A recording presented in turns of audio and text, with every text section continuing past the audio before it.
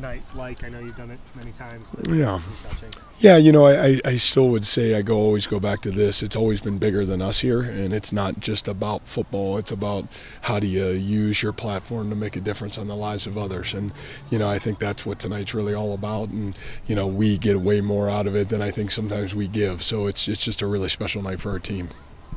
You talked about what you get out of it. What kind of things do you get out of it for your team and yourself as a coach? Oh, I think for me, my job's to build young men. My job isn't always to win football games. It's how do you build young men to be their best.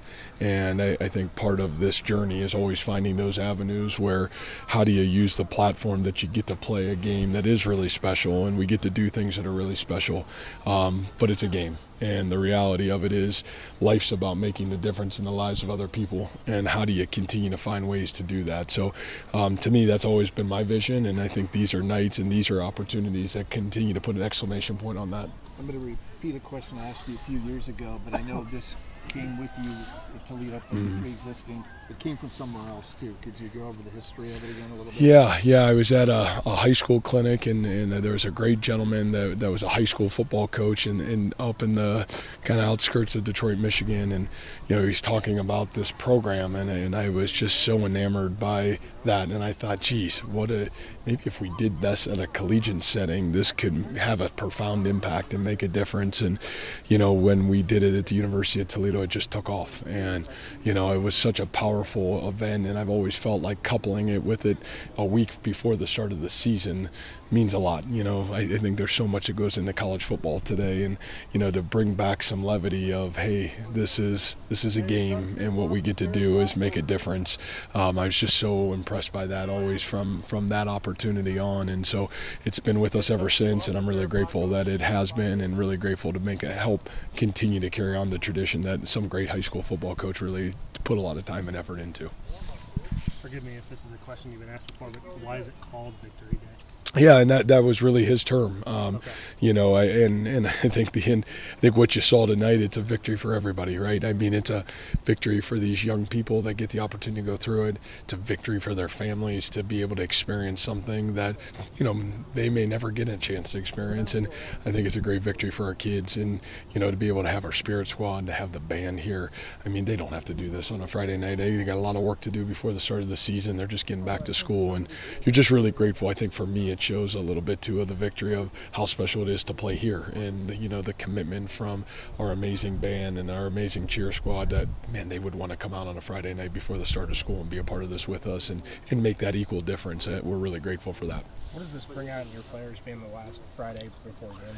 Oh, I just think, again, that reminder that, I mean, these are 18 and 22-year-old kids, and the reality of it is they're growing from young man to man. And I think the opportunity to take a step back and realize, again, how fortunate they are to get to do what they get to do, but also the impact that they can have on other people. And, I can't say it enough. I think we continue to try to pound this vision of, man, it is bigger than you, and can you give more than you ever take from the whole? Probably need more of that in our society in some way, shape, or form, but I think our kids, really do a great job with that. I think they've shown to do a great job with that, and it's a great opportunity to maybe do that one more time before things get, just get a little hectic with the football season coming their way. I know it feels like yesterday since we talked to you, but now the fall camp is wrapped up. But just to ask if, your overall impressions of how the group performed. Yeah, I think to me there's a difference between probably where we were a year ago and where we are today, just because of, I think the experience factor, the maturity factor, and maybe even us as coaches knowing a little bit more who we are. And I think the thing that I probably appreciate as the head coach watching this group go through it is the sense of urgency that they had every single day in fall camp. And, I saw our coaches grow, I saw our players grow, and there was a great urgency every single day we stepped on that practice field. And I think that's hard to do, to be honest with you. And fall camp can be a grind, and, there was an extra week this year with school starting a week later, but man, I thought our kids' investment in the buying into the process it takes to be successful, and there was a great buy-in value. But now we'll get tested, and we'll see, can that continue with the ups and downs of a season and with results results, both good and bad, and man, how do you handle all those things? And we're about to get tested about what we've been willing to sacrifice for the last 6 to 7 months. Mauser and Haycock were talking to us on Wednesday about the chaos that you put into practice. Can you describe what that looks like? Yeah, I don't know.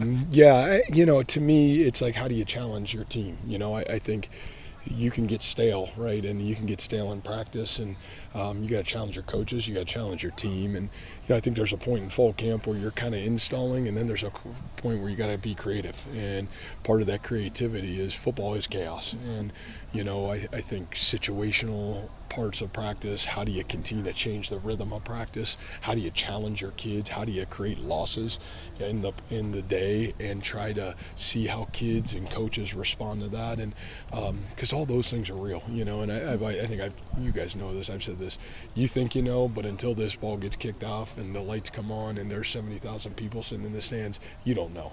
And I think my job is how many different ways can I create chaotic opportunities and force guys, our players and our coaches, to respond to those within practice. And I think the more you do it and the more you fail, the more you succeed, what worked, what didn't work, I think the more you have confidence when you actually step on the field. And I think we're in a world where we have a lot of fake confidence, but like trying to give our kids real confidence, how you prepare, how you come every day. And boy, this fall camp, if you didn't come every day to practice, you were going to get embarrassed. You were going to either get embarrassed by the game, you were going to get embarrassed by the opponent, and that was rewarding to see. And again, I don't know if we've always had all those pieces to create some of that embarrassment, but the great programs and the great teams I've been a part of, we had that, and that's kind of where that iron sharpens iron. You better come, or you're gonna get exposed really fast, and that's kind of what happens on game day. Is that ad-libbed by you, or do you know going in like, I'm gonna pull the lever at this time? Yeah, I mean, you don't want to be so chaotic that your guys aren't able to, understand what's going on. But I think there is a point too, whereas the coach, and I think the older you get in this, you're trying to create real life situations that actually happen, and so some of it's ad-libbed at times, but I think the reality is you stay within the structure of at least what you're trying to get accomplished that day. But I think being the guy that's the play caller, that's been in on offense, that you play defense, you kind of know, like, man, what are those triggers that you better be prepared for, and try to sprinkle those in along the way. Where did you learn this as a coach to say, hey, this isn't planned?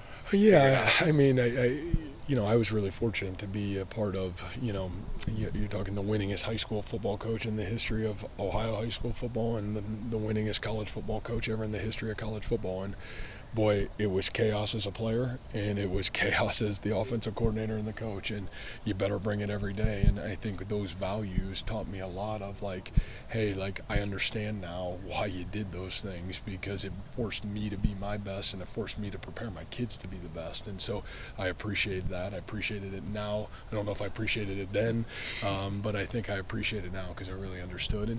And we got great coaches. I mean, there's never a time, I'm sure at times it's not always like the most comfortable thing, but I think their appreciation of, hey, like, they understand what we're trying to get accomplished, and it's not, nobody's trying to embarrass anybody. You're just trying to get our team and our whether you win or you lose, that's not the reality of it. It's how you did it and how you respond to it, and that's what you're looking for as the coach.